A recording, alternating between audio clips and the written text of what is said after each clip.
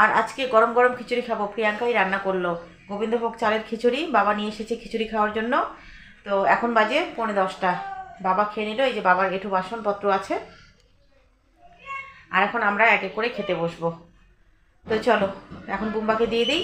তো তোমাদেরকে একটু দেখিয়ে দিচ্ছি। আর ওই যে পুচকাটা কি চিল্লাহল্লা করছে, ওই যে আমার ছেলে, দুই ভাস্তা, সবাই চিল্লাহল্লা করছে। এই যে খিচুড়িটা একটু শক্ত হয়ে যাচ্ছে বোধহয়, অতটাও হয়নি। এই যে ধোয়া উঠছে, ধোয়া উঠছে। আলু কোয়াশ কী কী দিয়েছে জানি না। এখানে বোধহয় অল্প করে ভাত আছে, আলু সেদ্ধটা আছেই, সকালবেলার আলু সেদ্ধটা। পেঁপে তরকারিটা আছে, এটা দুপুরে খেয়েছি। খুব চিৎকার চেঁচামেচি হচ্ছে। এখানে পুচকাটা অর্ধেক মাছ খেয়েছে, অর্ধেকটা আছে। এখানে দুপুরে সয়াবিন আলু আছে।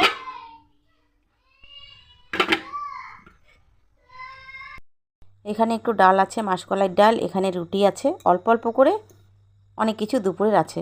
আর এখানে যে পাঁপড় ভাজা আছে সবার জন্যই।